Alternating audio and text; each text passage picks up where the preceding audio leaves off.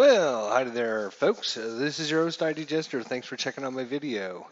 Once again, we are in matchup hockey. If you're new to this series, haven't been following along, this is the card and dice hockey game that I created that I've been trying to transport into a computer version that makes playable so I can see how well it plays on the computer. And of course, we're using Microsoft Excel for this. I've got a pretty exciting episode here. So as I've talked about during this series about, transporting the card and dice version over to the computer, it was going to be some growing pains. There was going to be, you know, looking for help to actually get this because I'm not a programmer. I'm not a Microsoft Excel expert. I'm pretty knowledgeable. I'd taken some coding classes a long time ago and stuff, but nowadays, I just don't know all that information and everything. So, I've been really delving into, and, as we play the game, I realize I see what takes a long time to do. Every time I click on a player and have to change lines, even though it's just 5 players on each team, it does take 30 to 40 to 50 seconds to change lines, and that can be a problem, because if you do that a lot, obviously that's a lot of time you're not actually playing the game. And this someone mentioned, shouldn't take 3 hours to play a period. So, this is a growing, uh, there are some growing pains here, and there are certainly things that I'm doing to get things better. Already, you can see with our little, matchup sheets here and just the new versions and stuff. But as I mentioned, this is a pretty exciting episode because I'm actually been delving into some more Excel coding and trying to get some more information and learn some more things to actually help facilitate a quicker version here. And hopefully, you guys will enjoy this and all the upgraded features that I have gotten into this. So pretty much exactly the same format, other than the biggest difference is if you look at the players, each of the players here, the offense used to be on one side and the defense used to be on the other side. But since the dice rolls are all going to be on one side, it made sense for me to put both the offensive and defensive stats closer to one side. So you can see here, it's easier for me to go, okay, let's just say that New Jersey's on offense here. I can look and say, okay, 2 plus 3 is 5, 1 plus 5 is 6. I don't have to look all the way down here to see what it was, and then look all the way back over here. I can just, kind of see them together. So I did go through and, change the outlook of every single player in the game so that the offense and defenses are both on the left-hand side because, like I said, the matchups and the dice rolls obviously are ultra important. So that's kind of the first thing. With the defenses being moved over, it actually helps so because the last number over here is the face-off value. So it's easier for me to look at these and go, okay, face-off 1, face-off 1, face-off 1, face-off 2, face-off 4, face-off 1. I don't have to, kind of look for those numbers because they're the last number there, and I can easily go, oh, okay, well, Anaheim has the advantage. Okay, so I can figure out who's going to win the face-off that much quicker. Every little tiny thing that you change to make things faster and easier will be that much better, will make the game play that much faster. And, as I said in the beginning, I didn't expect the first versions to be perfect. I'm looking for help. I'm looking for people that know coding that can help put this information to do certain things that we're trying to do on our sheet. So here's what we've got so far for the upgraded value here. You can see we're actually up to hockey version 19M. When we first started this, we were in version, I believe, 16 something, 16C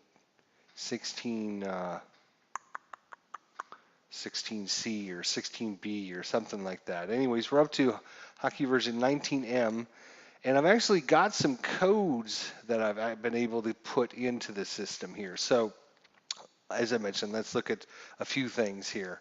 So as I mentioned, one of the big things is changing player lines, which happens all the time, obviously. So, having to go in and click every single time on every single player, you know, if it only takes 30 seconds, it's pretty quick, but still, you multiply 30 seconds times you do that, 50 times during the game, that's 25 minutes of just spending time changing players. That's 25 minutes you're not playing the game, right? So you can see over here now on the left-hand side, we actually have the new coding for the ability to change both the defensive lines and the offensive lines by just using this little drop-down box. So now I can go, okay, I want pair 1 out there, and you notice it'll give me Francis Boscheman and Cam Fowler. If I go to pair 2, Ben Lovejoy, Hampus Lindholm, pair 3, etc. There is also values for penalty kill 1, penalty kill 2, power play 1, power play 2, penalty kill 1, penalty kill 2, and penalty kill 3 man. So all those lineups have already been set. All I have to do is just choose which one I'm going to be using. So obviously if I'm on the power play, I can choose power play 1 or power play 2, and it'll put in the people that should go there. Same thing with the forwards. Forward line 1, 2, 3, 4. We have the power play 1, power play 2, penalty kill 1, penalty kill 2, and of course the penalty kill 3 man. So again, if I wanted to go to line 1, or let's just say I wanted to go to line 4, all right, let's just start over. If I wanted to go to say line 2 of both of them, I can just go line 2, boom there, and line 2. And all 5 of the players will be changed over just like that, boom, boom. So quick and easy. Same thing here. If I want to go to line 3 and pair 3, I can just boom, boom, and that literally only took me 10 seconds instead of 30 to 40 seconds. So that's 20 to 30 seconds every time I'm going to be changing player lines. It's going to save me. So I was able to figure out and get that code inputted. It did take me probably 3 or 4 hours trying to figure out, mess around and look on the internet and say, okay, this is what I'm trying to do.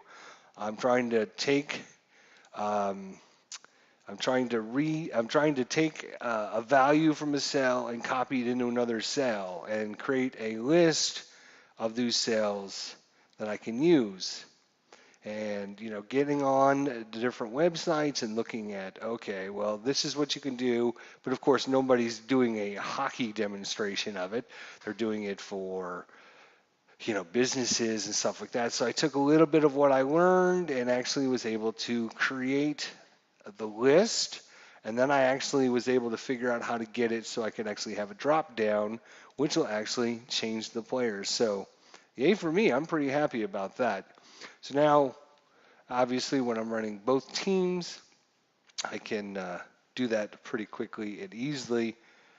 Change over to line 1, pair 1, and same thing down here, pair 1 and line 1. So changed all those players just by clicking these 4 buttons. So that's the first super time sensitive saving feature that now is going to help quite a bit.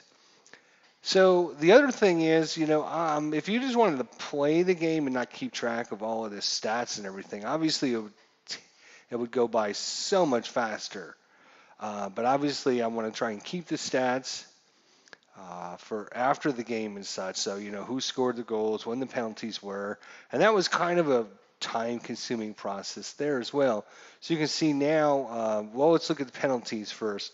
So now whenever there's a penalty called, I will actually have a drop-down box that has all the players listed in it. I can say, okay, Jaromir Jagr is going to be going off and the penalty time was at 11:20, and this should be all white text, please, and thank you. All right, so that's going to speed up the process as well. Oop, it looks like I didn't copy that down into these boxes there as well. All right, so that should be fixed now. All right. So that's going to help, when I have penalties and I need to put somebody in there, now I have little drop down. All right. Cancel, whatever. Shut up. Um, I can put the time in and I can put the penalty, who the player is pretty quickly and easily without much problems there. Same thing for Anaheim. All right. So, depending on who had the penalty. I've also adjusted our penalty result sheet. Obviously, I have a little drop down that gives us, who was the penalty on Anaheim, and was it a 2 minute, a 5 minute, or 12 minute? And 12 minute would be a 2 minute penalty with a 10 minute misconduct, obviously. So I can say, oh, it's a 2 minute penalty. What kind of penalty was it? It was interference, and the player was. And I actually have a list here that has all the players in it, so I can, and there's they are, I believe, alphabetically sorted. So Andrew Cagliano would be first, so I could do it that way. So from now on, if I have any penalties, that's going to speed that process up quite a bit because I can just do that. And of course, adding the penalties here. So again, more time-consuming mechanisms here. And obviously, if you are not interested in keeping track of this information or whatever, the game would play that much faster. Now, let's go over to scoring. Scoring is going to be obviously another great important thing. Same thing here. We got a little drop down. Who scored? What period was it? First, second, and third. And you would have to manually enter the time because the time is going to be different in everyone. Now, to actually determine who scored the goal, I've got some more coding that I put in up here at the top.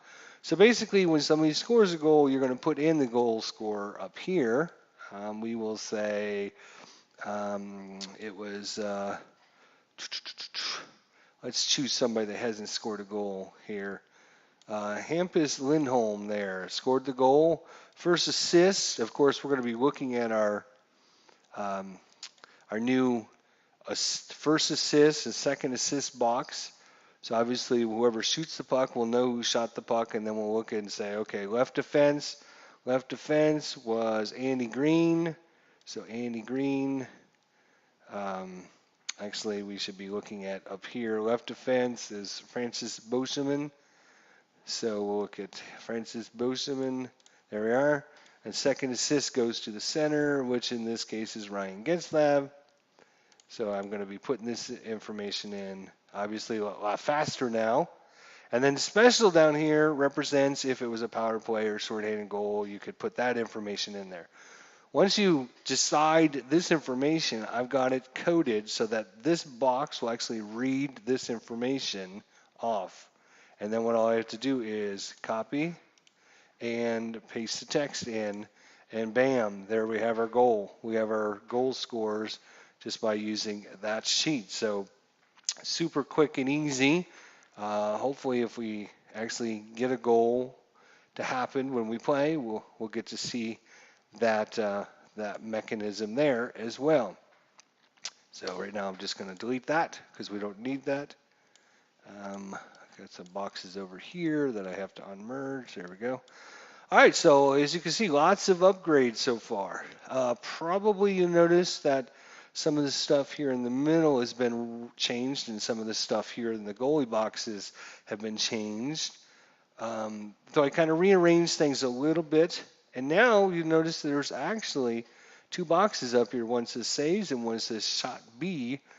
So what I've got now are buttons to actually add anytime there's a save made or a shot's been blocked. So if if New Jersey's taking a shot and is blocked, use their little shot block here.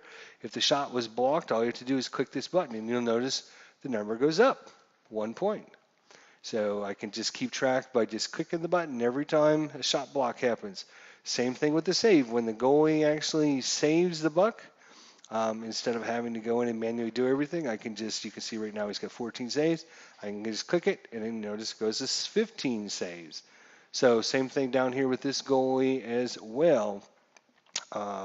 So anytime there's saves or shots, a shot's been blocked, I've got little buttons here that will help dictate that mechanic of just keeping track of that information. Again, if you you don't have to, I don't even have to keep track of this information. In fact, these numbers are so skewed now from me testing different buttons and different things that I don't even remember what the actual stats were at. Obviously, we don't have 31 blocks and we don't have 30 or 33 blocks and 31 blocks. I've just been, clicking and just trying different buttons and different codes. Half the time the code would laugh in my face and say, "Nope, buddy, you got something wrong. Sorry, try again, try again."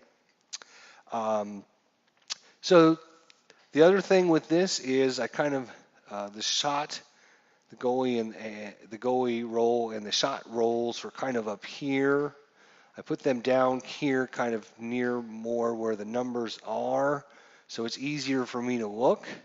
And the other thing is now we have a new save results box. Save results. So if the goalie makes a save, he now, before it was if you shot and it was equal to the goalie's result total or one less, then it was a rebound.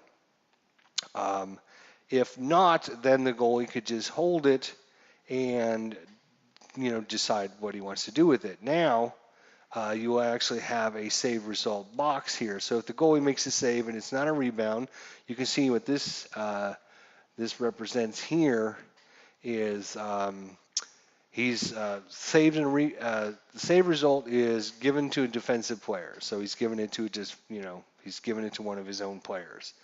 If we run through, you can see another result is hold, so he just holds the puck. Or LP, in this case, it's a loose puck. He just hit it off the blocker into the corner, and somebody, random player is going to get the result. So that's one of the three results are going to come up: either a hold, the goalie just holds the puck, it causes a loose puck, or he gives it to one of his defensive players. So that's going to help now with speeding things up pretty quickly, because if I look at, let's say there's a shot coming in on Anaheim here, I can quickly look at the goalie roll and the shot roll and determine, oh, it's not going to be a goal. There's no way it's going to be a goal, especially, the person that's shooting is a 3-3-3.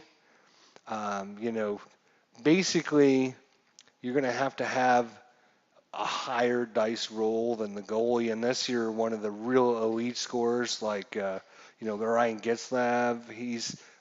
Corey Perry's a 6'5", 6 on really good, great quality shots, 5 on medium quality shots. That's an elite scorer. Your stat line, you're going to have probably a higher roll than the goalie. So I can look at this pretty quickly and go, oh, this is going to be a save, and I can see what's going to happen to the save. Oh, it's going to go to a defensive player. So I can, get the result a little bit quicker and faster this way than having to manually come up with, okay, add them all up together. The goalie's got an advantage in the dice roll, and he normally has an advantage in the in his stat lines.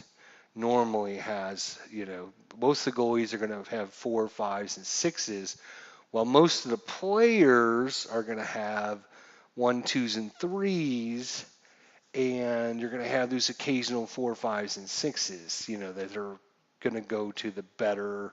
Like Ryan Getzlaf here, he's a 4-4.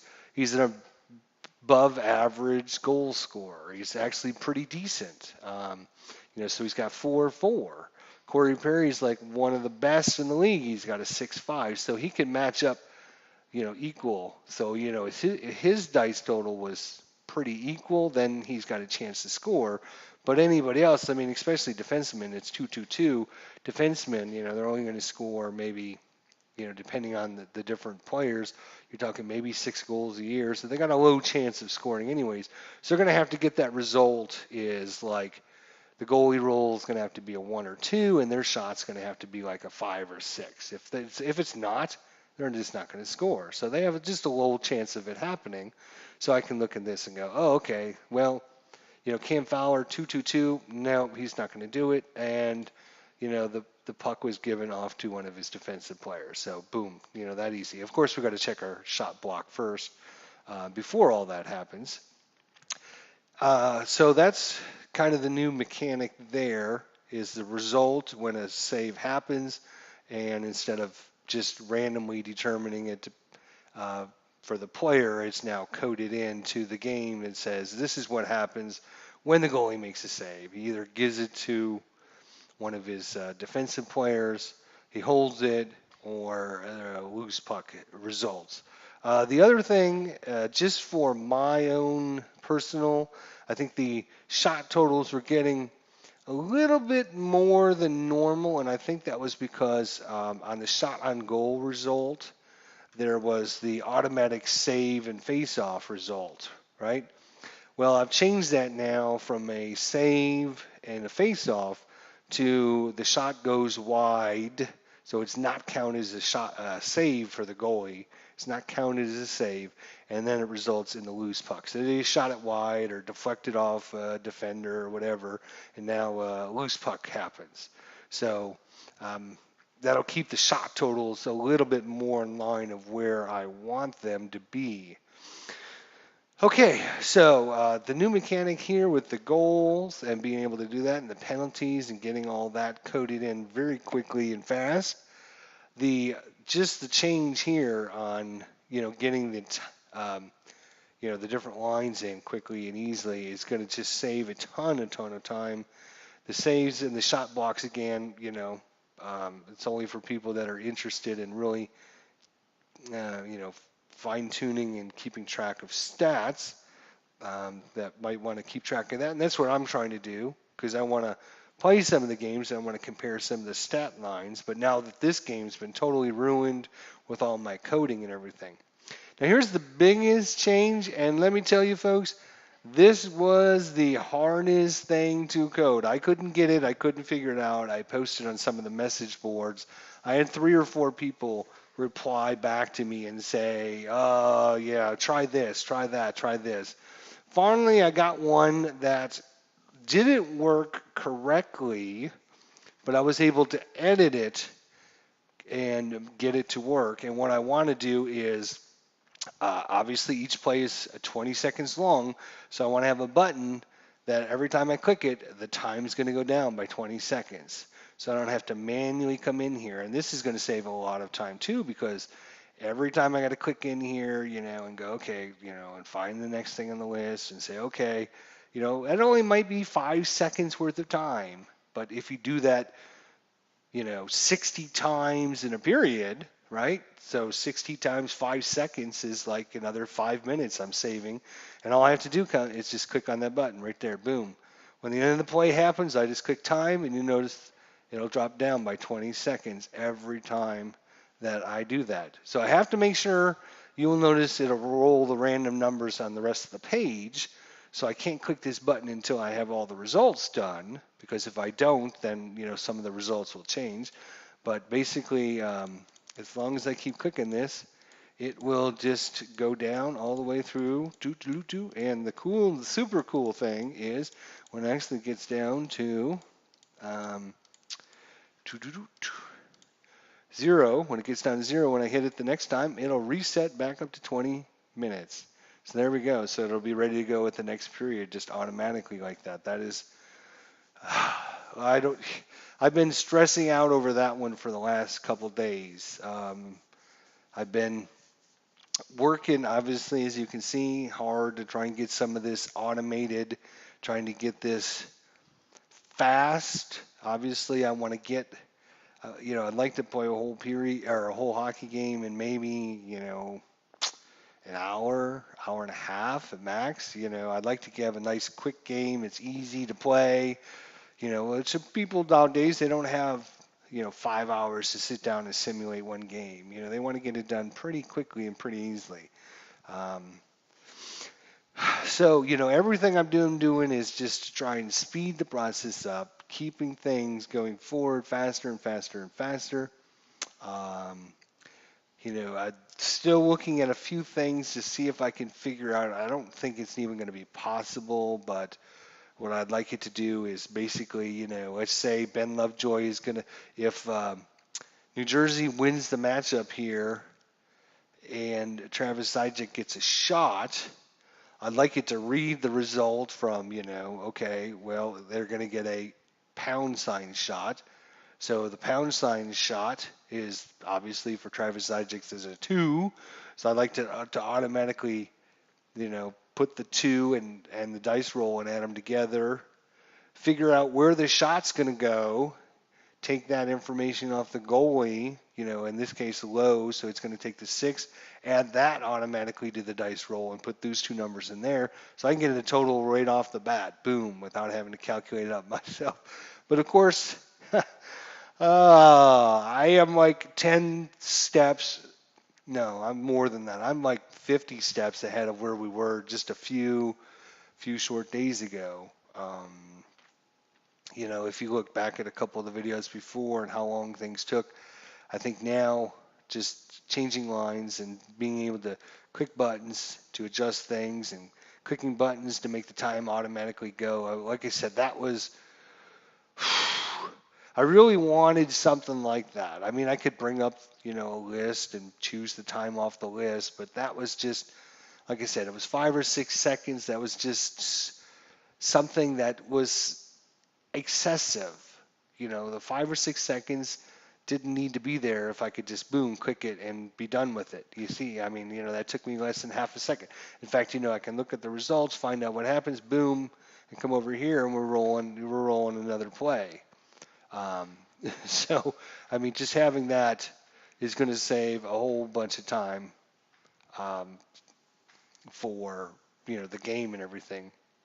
And the lines and just being able to keep track of information more. Of course, it cost me a lot more coding space and everything else, but that's okay. I had to put in several different columns and take all the information and distribute them into different lines for the different players, for the line 1, line 2, line 3, penalty kill 1, penalty kill 2. 3-man power plays, all the different stat lines. I had to create separate stat lines for each of those so that I could just go and boom. But now that all that work is done, that's behind the scenes stuff. Now that all that work is done, it's going to be so much easier to just go, oh, okay, I'm going to go there. And you're going to bring out pair 1 and line 3, which for me as a player and anyone else out there that's, not a Anaheim Duck 2013-2014 expert, if you're playing the game, you can go, oh, they're putting out their number 1 defensive pair and their 3rd offensive line. Well, we're going to counter. That's the advantage of this is not only is that it'll change all the players, but before that, you had no idea if the player that was coming out was on the first line, second line, third line, or whatever. If they were their first pair defensive players or their second defensive players or whoever. But now you can say, oh, okay, well, they're gonna bring out their number 1 pair and their number 1 line. Okay, well, now I have to think about what I'm gonna do if I'm playing, say, New Jersey.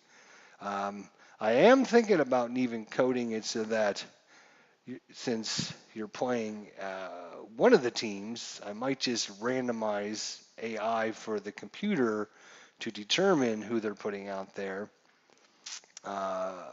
for the situation. So I'm still thinking about that. I don't know. We'll see.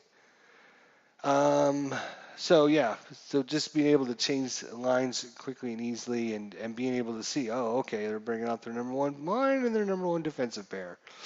Okay, I better counter with somebody. I'm going to definitely put out my number 1 defensive pair. Now maybe I want to bring out my checking line or my 4th line or however you set up your lines. Maybe it's line 2. Is more of your defensive lines. You can see those stats. 6-4-3. 6-4-3-4-2. Obviously, we're going to look at the bottom 3. So it's 3-4-2. These defenders are 4-6-3, and this is a 2-4-3, and this is a 3-3-3. So yeah, line 1 is obviously more better all the way around, offensively and defensively. So yeah, that's the that's the upgrades that have gone through the system.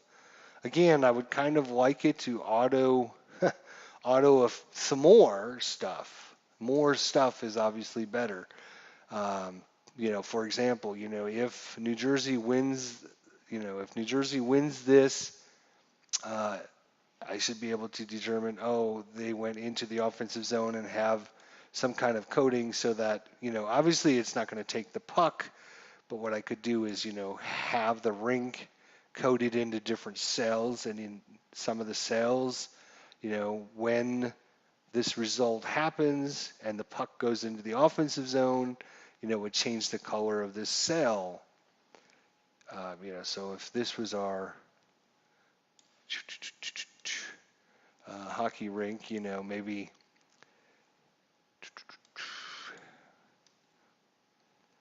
we can do that, right? And then we can put 1, 2, 3, 4. All right, boom. And like that. And the neutral zone, something like this, right? And then each side would have a, nobody owns the puck. The visiting team owns the puck and the home team owns the puck. Obviously, this would look different to show, oh, okay, he's got the puck here. Then we run another play. It reads this part or this part, depending on where they are at. So in this case, they're in the neutral zone. It would read, oh, hey, the puck's gone into that zone. So then it would take this and make it dark and remove the color off of this one. Obviously, I think that is going to be super, super hard to code something like that. So in the meantime, I'm having to manually do it myself. Obviously, if I could find a way to automate that process, that would save us even more time, trouble, and effort. But like I said, you compare the where we're at today with what we had when I first released this version about a week or so ago.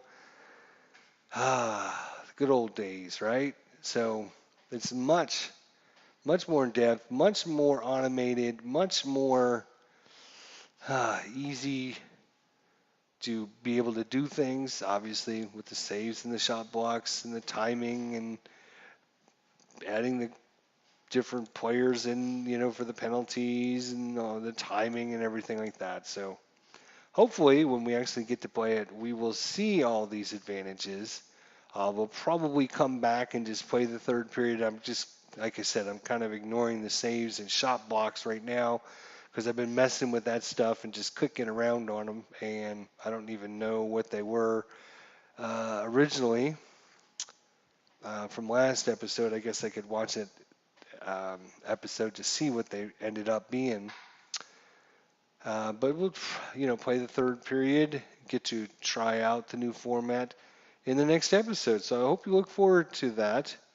I think as I mentioned, I still think there's things that can automate this a little bit better for us. Unfortunately, I think some of them are just going to be way, way, way too over my head to try and reading, if Team X has puck in neutral zone and Team X wins the matchup, if this die roll is higher than this die roll plus this player stat plus this player stat, then take puck possession from off neutral zone into offensive zone, and since it's got a pound sign, add pound to random roll in cell P10. You can see how it's getting pretty darn complicated. So I don't think there's a way to really automate that. But I think with the few automations that we do have and stuff, I think it will play a lot faster. And we'll get to try it out. And then I'll get to see where, this is what really drags me down. And that's basically why I got to the point where I am now is because I played it and gone, wow, it just takes me too long to change lines. I have to find a better way to do that. So I changed the format. And then it was like, yeah, that's much better, but I still need a better way to change more players with one click. I can't do it where each click is for each individual player because it just takes 30 seconds times 60, times per game or whatever. It's like, wow, that's like 30 extra minutes. I'm doing nothing but changing players. I need to find a better process. Now it only takes me, I don't know, whatever you want to count this up and figure out, is that like, 6 seconds? 6 seconds as opposed to 30 seconds. So multiply that by 60 times a game. I'm saving like 25 minutes just by automating that process. So obviously, still ways to go, but let me know your thoughts, comments. I'm interested to know in interested to know in what you guys think. So thanks for watching, guys. We'll see you in the next episode. We'll get to try out all the new features. See you then.